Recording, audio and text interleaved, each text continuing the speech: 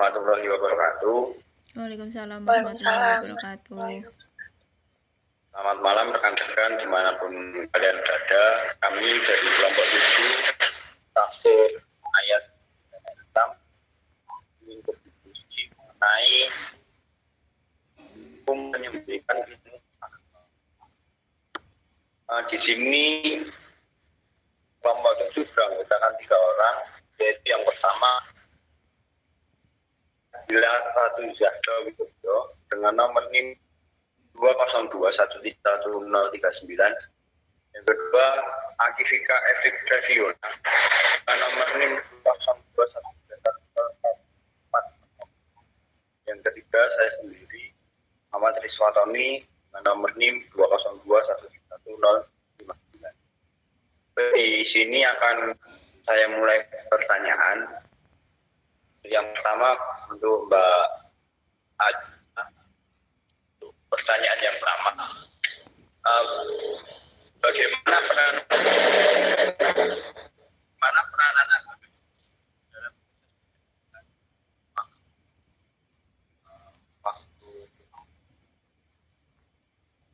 waktunya saya berikan ke Mbak Adila untuk menjawab. Silakan Mbak. Islam adalah agama yang memberikan dorongan besar untuk tersebarnya ilmu dan kebudayaan, yaitu dengan menyampaikan dakwah kepada umat manusia dan memerangi kebodohan dan kesesatan. Maka Islam menilai bahwa menyiarkan ilmu adalah termasuk ibadah dan menyembunyikannya adalah berdosa. Rasulullah Shallallahu Alaihi Wasallam bersabda, "Saja dariku walaupun hanya ayat." Dan ia bersabda lagi, barang siapa ditanya tentang suatu ilmu, lalu ia menyembunyikannya, maka ia akan diberikan kendali pada hari kiamat nanti dengan kendali dari api neraka.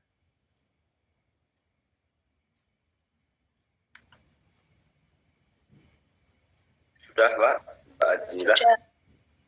Sudah. Untuk pertanyaan yang kedua, bolehkah mengambil upah ajar Al-Quran dan ilmu agama? Untuk Mbak Vika, mohon dijawab. Waktunya saya berikan Vika. Jadi ulama berpendapat bahwa sesungguhnya pertanyaan tadi kan, bolehkah mengambil upah mengajar Al-Quran dan ilmu agama? Ulama berpendapat bahwa sesungguhnya tidak boleh mengambil upah mengajar Al-Quran dan ilmu-ilmu agama lainnya, karena ayat ini menyuruh kaum muslimin untuk menyiarkan ilmu dan melarang menyembunyikannya. Sedangkan seseorang tidak berhak atas upah suatu pekerjaan menjadi kewajiban atau bebannya, sebagaimana tidak berhaknya atas upah bagi seseorang yang mengerjakan sholat. Karena mengerjakan sholat itu suatu amalan atau kurbah atau pendekatan diri kepada Allah, dan sekaligus ibadah. Oleh karena itu, haram mengambil upah mengajar sholat. Jadi, intinya itu, kalau untuk mengajar agama itu, ulama berpendapat tidak boleh mengambil upah. Kayak gitu, Mas. Terima kasih.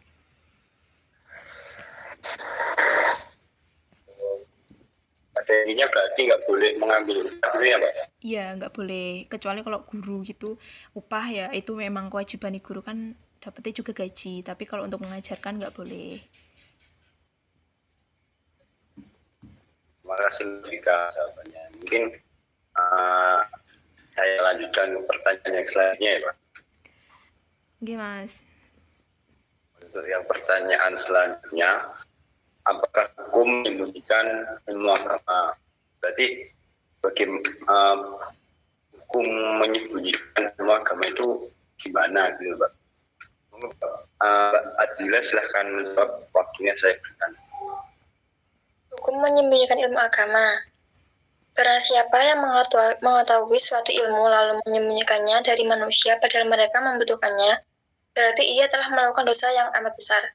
Seperti firman Allah dalam Quran surat Al-Baqarah ayat 159-160 yang artinya, sesungguhnya orang-orang yang menyembunyikan apa yang telah kami turunkan berupa keterangan-keterangan yang jelas dan petunjuk setelah kami menerangkannya kepada manusia dalam Alkitab, mereka itu dilaknat Allah. dan dilaknat pula oleh semua makhluk yang bisa melaknat, kecuali mereka telah tobat dan mengadakan perbaikan dan menerapkan kebenaran. Maka terhadap mereka itulah aku menerima tobatnya, dan akulah yang maha menerima tobat lagi maha penyayang. Jadi dalam Quran surat Al-Baqarah di atas, Allah menjelaskan bahwa orang yang menyembunyikan ilmu agama akan dilaknat. Begitu, Mas. Oh, berarti pada intinya itu orang yang menyembunyikan apa ya, ilmu agama. Berarti menyembunyikan itu dalam artinya ilmunya dipendam diri. Iya, orang tersebut akan mendapatkan dosa yang besar. Tidak boleh. Ya. Mungkin itu. Terus terima kasih Mbak Gila.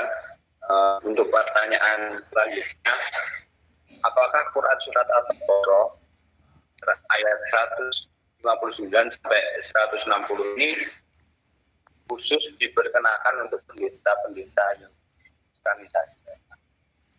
Mbak Tika bisa menjawabnya, Mbak Tika? Iya Mas, jadi pertanyaan tadi kan apakah Quran surat Al-Baqarah ayat 159 sampai 160 itu khusus berkenaan dengan pendeta-pendeta Yahudi dan Nasrani saja? Jadi jawabannya itu ayat tersebut diturunkan berkenaan dengan ikhwal ahli kitab dari pendeta-pendeta Yahudi dan Nasrani yang menyembunyikan sifat-sifat Nabi Shallallahu Alaihi Wasallam, sebagaimana disebutkan dalam sebab turunnya ayat ini.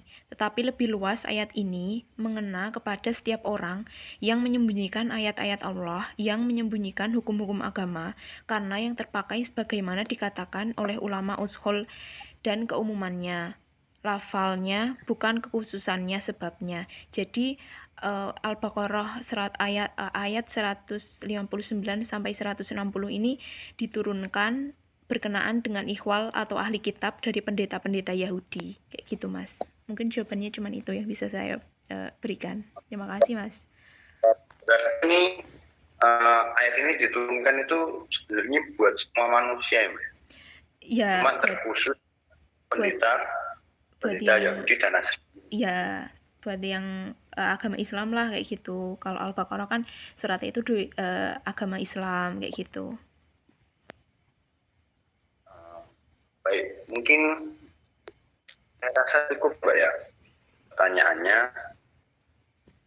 Terima kasih sudah bergabung pada malam hari ini. Mungkin bila ada salah kata, kami mohon maaf yang sebesar-besarnya. Diskusi pada malam hari ini saya cukupkan sekian. Ada kata ya. Assalamualaikum warahmatullahi wabarakatuh.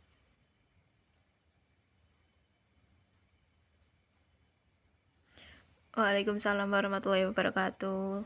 Terima kasih Mas.